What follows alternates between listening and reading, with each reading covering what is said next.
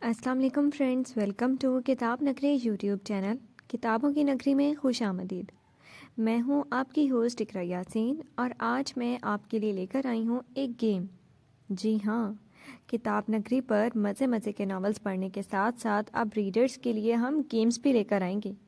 उसमें आपसे क्वेश्चन पूछा जाएगा और आपने उसका करेक्ट आंसर देना है। सही जवाब देने वाले को किताब नगरी की तरफ से गिफ्ट भी दिया जाएगा। तो बिना देर किए हम आज के क्वेश्चन की तरफ आते हैं। ये क्वेश्चन है 13 हो जाऊं की एपिसोड नंबर 17 से। अब जिसने भी इस नावल को पढ़ा है या सुना है वो आराम से इस सवाल का जवाब दे सकता है। ध्यान से इस सवाल को सुनिएगा। इससे पहले एक छोटा सा इक़्तिबास है, उससे रिलेटेड एक क्वेश्चन है।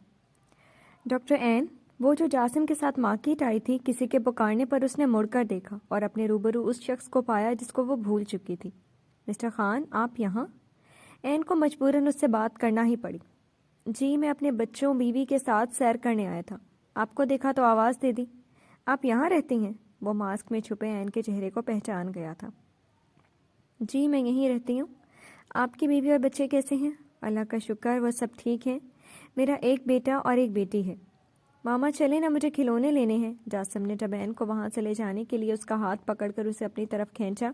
एन और उसके सामने खड़ी शख्सियत दोनों ही जासिम की तरफ मतवज्जा हुए। ये आपका बेटा है?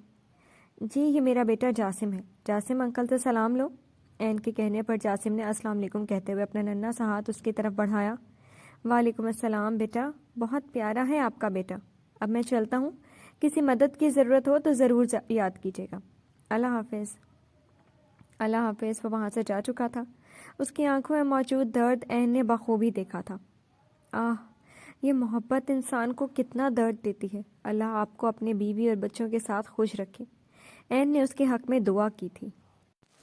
जी फ्रेंड्स, क्या आपने इस इक़्तिबास को गौर से सुना? तो अब आते हैं इससे रिलेटेड एक क्वेश्चन की जानिब।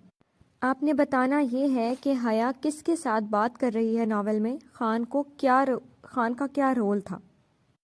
क्वेश्चन को अगेन रिपीट कर रही हूँ मैं। खान कौन था और उसका क्या रोल था?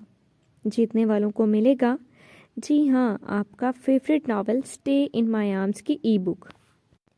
ज़्यादा आंसर सही होने की सूरत में लकी ड्रॉ के ज़रिए इनाम निकाला जाएगा। करेक्ट जवाब देने की लास्ट डेट है 25 दिसंबर।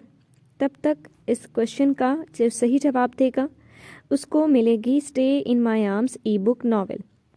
तो देर किस बात की है, जल्दी से क्वेश्चन का सही जवाब दीजिए और जीतिए हिना असद का novel stay in my arms. शुक्रिया, अल्लाह हाफिज़।